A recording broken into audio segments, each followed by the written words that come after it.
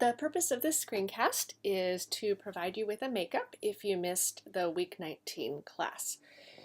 So a joke of the day, just in case you're wondering, why was 6 afraid of 7? Because 7, 8, 9. Ha ha ha. Okay, first we restocked our equipment kits, so that's the exchange of materials that we did. And then we continued on section 2. We started section 2 at last week's class. And these were the big questions that we were investigating. And I'm going to go through this quickly, so if you need to just pause the video and read anything, that's fine. In this class, we really focused on the third point here. What is the purpose of the battery? And to do that, we did experiment activity 2.3. What does a Genecon do in a circuit? How is it like a battery? So a Genecon is a little handheld device. It's actually, you could call it a generator, and it has a handle that turns, a crank. And this is sort of what it looks like. And so what we did was we replaced the battery in the circuit with this Genecon. And it has 2 wires that come out, and we made a loop. So we turned the crank and tried turning the crank the other way, and we observed the bulbs and the compass. And what we found was when we turned the crank one way, the compass deflected one direction and the bulbs lit up. And the faster we turned the crank, the bulbs were brighter. And when we turned the crank the other direction, the compass deflected the other way. Oh, and when the bulbs were brighter, the compass deflection was greater. With the open loop, the compass did not deflect, the bulbs did not go on, and it was easier to turn the crank. And we talked briefly about it's easier to turn the crank because in this first circuit, when it's a closed loop, you're lighting the bulbs, which means you have an energy transfer, transferring to light radiation. And in the second circuit, there's no energy transfer going on, and so you're not actually pushing any charge around the loop. Then we set up a circuit with a battery, 2 bulbs, and a compass, and we set up the identical circuit with the Genecon. And what we wanted to do here was see how fast did we have to turn the crank so that the bulbs in the Genecon circuit would match the brightness of the bulbs in the battery circuit. And we found that as we added more cells to the battery circuit, the bulbs got brighter, and we had to turn the crank faster to make the brightness match, and the compass deflection was more as we added more cells. So what does a Genecon do in a circuit? How is it like a battery? So we talked through these questions. When using a Genecon, where does the charge originate that moves through the bulbs? So the charge isn't like all stored up in the Genecon. The charge is everywhere in the circuit that there's a conducting material. So it's in the wires, it's in the filaments of the bulbs, and it would be in the metal parts of the Genecon. What is the Genecon doing? Where does the energy come from to do this? So what the Genecon's doing is it is somehow pushing or pumping the charge that's already in the circuit. It's causing it to move around, and the energy comes from your muscles to do that. And what is the battery doing? The battery is doing a similar thing. It's also not the primary source of charge. It's causing the charge that's already in the circuit to be moved around, to pump it, to push it around. And the energy there is coming from the chemical potential energy inside the battery cells. So here's our conclusion. Okay, the main function of both, and we're answering the question here of how is the Genecon and the battery similar. The main function of both is to make the charge move through the wires and bulbs like a pump. The pumping ability can be increased by increasing the cells in the battery or turning the Genecon faster. Neither is a primary source of charge. The charge is already present in the conducting materials of the circuit. Both affect the rate of charge flow and the direction of charge flow, and both involve energy input. For the battery, this energy source is internal, part of the circuit, and for the Genecon, it is external to the circuit because your arms are not part of the circuit. Then we moved on to section 3, the resistance model, and here are the big ideas we want to look at. How do light bulb filaments affect the moving charge? What can we observe that indicates amount of flow? And how do different arrangements of light bulbs affect the flow of charge in the circuit? Our first experiment was to look at how do different light bulbs affect the discharge of a capacitor. Now the big idea of this experiment, or sort of the overall method, was we are going to charge a capacitor using this circuit. So 3 D cells, 2 round light bulbs, and a capacitor. Once it's charged, in trial 1, we're going to discharge it through the round bulbs. So we just take out the battery, connect these wires together, and the charge will discharge, and the round bulbs will light up and then go out. Then we go back to this circuit and we charge the capacitor again. So we're charging it the exact same way the second time. Then for trial 2, we're going to discharge it this time through the long light bulbs. So unscrew the round light bulbs, plug in the long light bulbs, and then connect these wires and watch what happens. Now, the fundamental idea that's important to interpret this activity is to understand this. Will the charged capacitor have the same amount of charge stored in the top plate before discharging each time? So before discharging this time and this time, in both cases, did we have the same amount of charge stored in the top plate? And the answer is yes, it had to have the same amount, because both times we did the exact same thing to charge up the capacitor. So both times we're starting with the same amount of charge.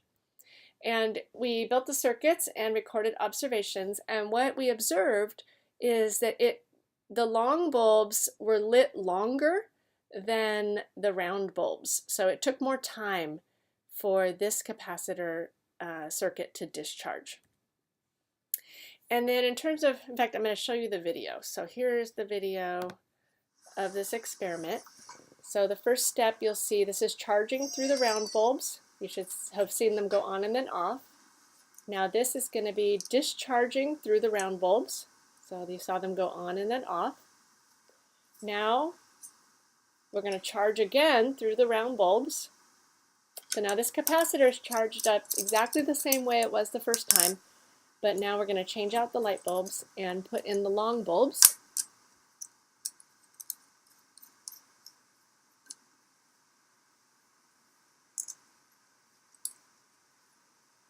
And now we'll discharge through the long bulbs. Okay, and you can see that they lit for a longer period of time. So how can we explain the observations?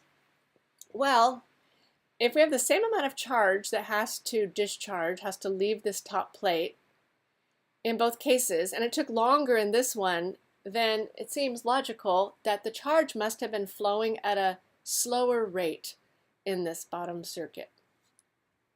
And if you watch this video again, if you go back and watch it, you'll see that the compass deflection was smaller when we were discharging through the long bulbs. And compass deflection was an indicator of electrical activity in the wires. So a smaller magnitude deflection would indicate less activity, or a lower activity. Okay, conclusion. How do different bulbs affect the discharge of a capacitor? When discharging through the long bulbs, it took more time than when discharging through the round bulbs. Because each circuit started with the same amount of charge that needed to leave the capacitor, the fact that it took more time in the circuit with the long bulbs is best explained by inferring that long bulbs caused a lower flow rate.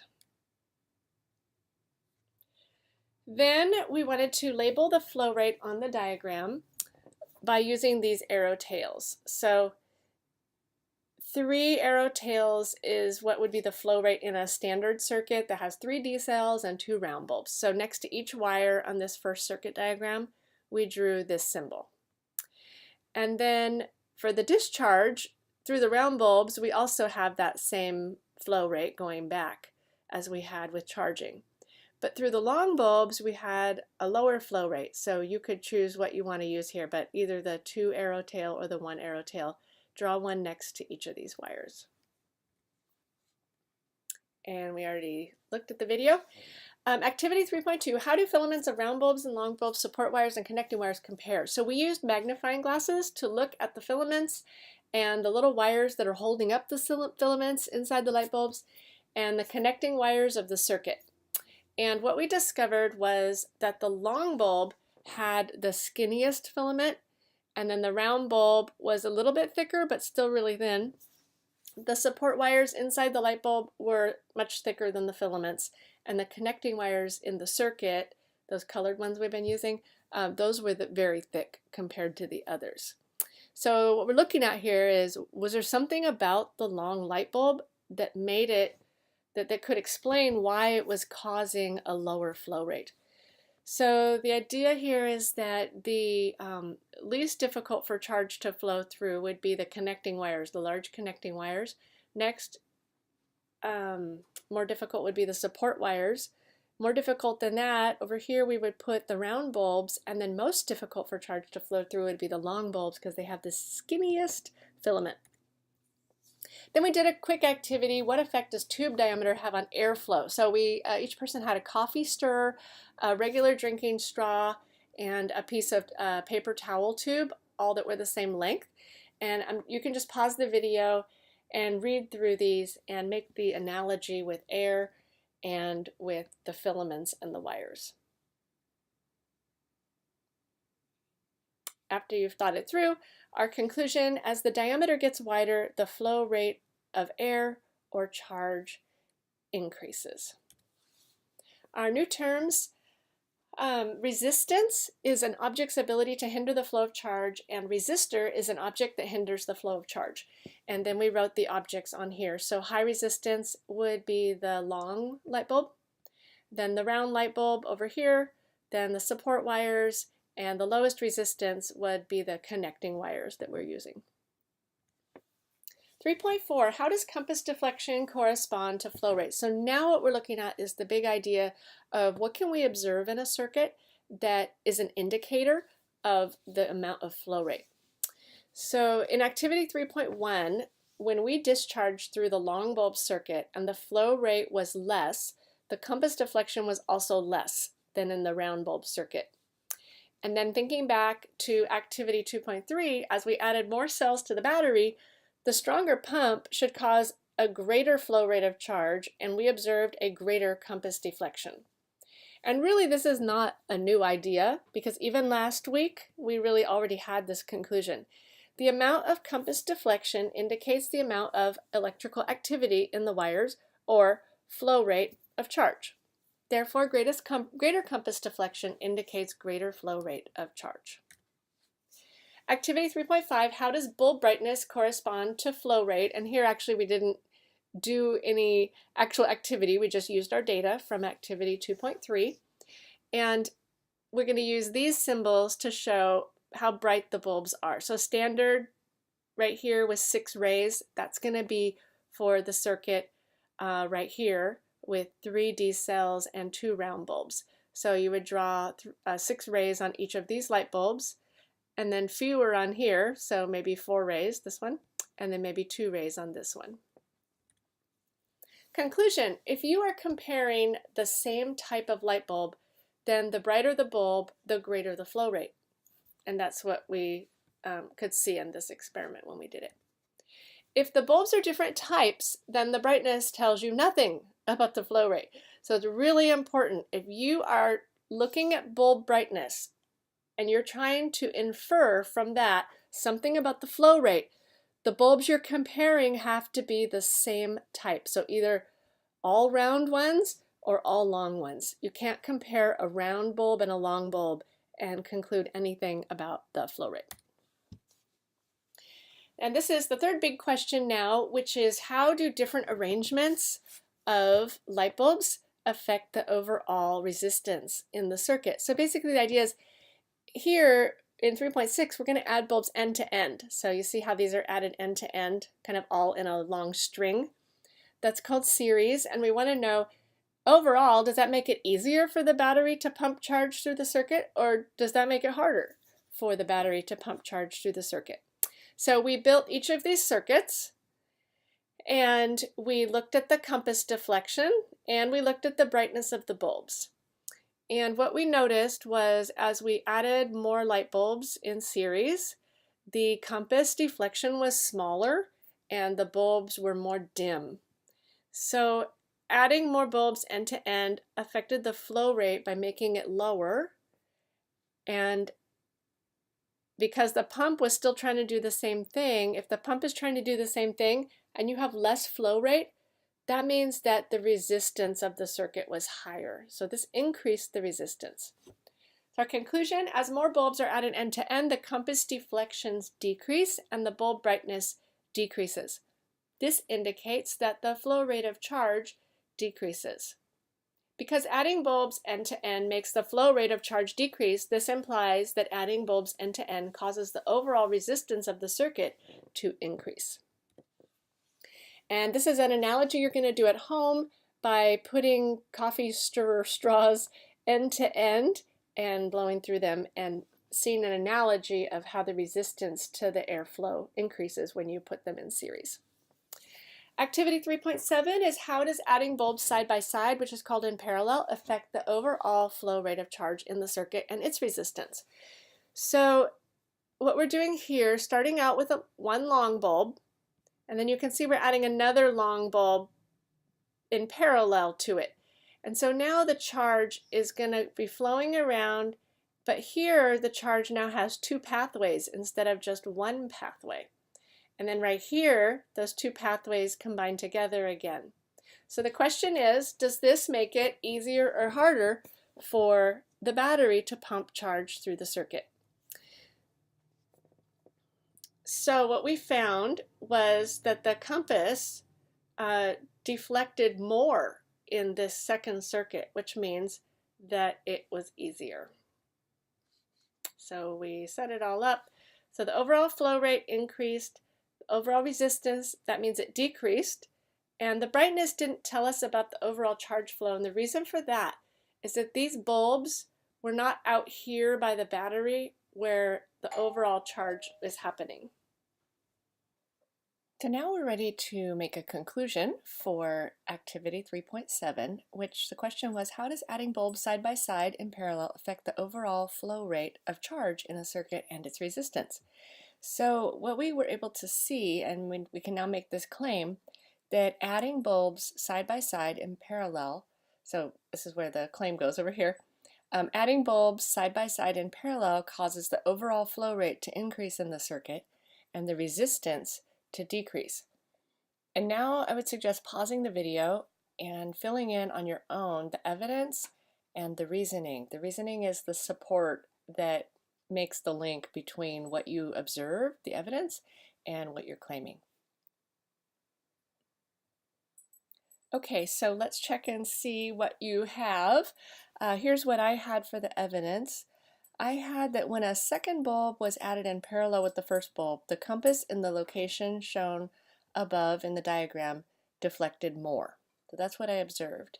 My reasoning is that the greater compass deflection indicates a greater flow rate. And since the battery was pushing the same amount in both circuits, the fact that there was a greater flow rate must have occurred because having two bulbs in parallel was easier for the charge to get through. And easier for the charge to get through is the same as a lower resistance. We did one additional thing with this activity before moving on, and that was that we added what we called an indicator bulb. Here's the idea. These light bulbs over here, these two in parallel, the brightness of those light bulbs doesn't tell you about the overall flow rate of charge in the circuit, because the overall flow rate of charge in the circuit is not happening in these branches. And this is because as the charge flows around this circuit, in this branch you have the total flow rate of charge, all the charges together in that branch. Right here at this junction, the charge splits up and takes two different pathways, kind of like two different roads. And then here at the bottom, those two pathways of charge join together again. And so in this branch down here, you also have total flow rate again. So if you're trying to find out how hard overall is this circuit for the battery to push charge through, you have to be looking in this section out here by the battery before the branching occurs. So what we did was we put a light bulb right next to the battery, and that way now the brightness of that light bulb does indicate flow rate, just like this compass deflection did. So we have our indicator compass and our indicator light bulb right next to each other, and we were able to see how the brightness compared. And what we found was in this circuit here with these two light bulbs in parallel, the indicator bulb was much, much, much brighter than in this first circuit. So that is also evidence that we have a greater flow rate happening here than we did in this circuit. And at home you'll do an analogy using straws. And the last section that we worked on in class is called the compressible fluid model. And our big ideas we want to look at here are, why does the capacitor charging stop even though a battery is still trying to make charge move? And what makes charge move during capacitor discharging even though there's no battery to cause movement and no Genecon attached either? So why does the charge move? Part 1, what happens while a capacitor charges? We did 2 activities. The first was, what effect does adding another 3-cell battery have on an already charged capacitor? So this very first circuit here on the left is our basic charging circuit. We have a battery with 3 D cells, we have 2 long bulbs, we have a compass under this wire, and we have a capacitor. And we already know that when we connect up the circuit that these light bulbs will light briefly and then go out, and the compass will deflect, and we've already found in last week that the charge is moving this direction around the circuit. So it's moving in the direction from the positive terminal of the battery to the top plate of the capacitor, and from the bottom plate of the capacitor to the negative terminal of the battery. Looking at picture 4.1b, this is the picture of the circuit when the charging is completed. And the light bulbs are not on, the capacitor is charged. And the question is, why does the bulb lighting stop? Why doesn't it continue? Why does it go on for a brief time and then stop? So we talked about ideas, and the idea we came up with in class is, well, we're modeling charge kind of like a fluid, kind of like water. And maybe the capacitor plate is full. You know, the pump has pumped water around, and now the capacitor's full and there's not room for any more water. So that was our model that we had going into this experiment. And using that model, in figure 4.1c, if we added another battery, which is going to make the push on the charge stronger, we would expect nothing to happen because the capacitor plate is full. How can you add more water to a tank that is already full? So our prediction was that nothing was going to happen. So we set up the circuit and did this experiment. And on the diagrams, we recorded the direction of compass deflection. We drew arrows to show which way charge was flowing. So that's similar to last week's experiment. So we did that on figure 4.1a and charged up the capacitor. Then when the charging was completed, we drew a positive sign by the plate that has gain charge. So we drew a plus sign up here and a minus sign by the lower plate. And then we hooked up a second battery pack, and what we saw was that the bulbs went on briefly and off again, just like they did in the first circuit. And the compass deflected the exact same way that it did in the first circuit. So this tells us that charge was flowing, and the compass deflection from that, we can infer that the charge was flowing again from the positive battery terminal to the top plate, and this way also down here. So this indicates that more charge was flowing to the top plate of the capacitor. So what happened to the charge on each capacitor plate when the battery was added? And more charge moved to the top plate and more charge left the bottom plate. And our evidence was that the bulbs lit and the compass deflection indicated flow in this direction. I guess we would have needed a compass down here to check the flow there, but based on last week's experiment, we're concluding that if it's going this way here, it's also going this way here. And then what will happen when we discharge the capacitor? So we observed a greater compass deflection, and the bulbs were brighter and they were lit longer. So our interpretation of greater compass deflection was bigger flow rate, and bulb brightness, same thing, bigger flow rate, and time the bulbs were lit. Greater flow rate can't explain that, so that must be because there was more charge that had to move. So our conclusion, what effect does adding another 3-cell battery have on an already charged capacitor? Adding another battery pack causes, what would you put there? Causes more charge to be pushed onto the top plate and more charge to be removed from the bottom plate. This implies that charge can be compressed to make room for more. And the last point, we have been thinking that charge behaves like water, but a better analogy for charge is air because it can be compressed. So here's where we can see that our model of water, we couldn't really explain the observations with that model, but if we change our model to be that maybe charge is more like air, this can help to explain what we observed. And activity 4.2 was something we did to show how air is a good analogy for electric charge.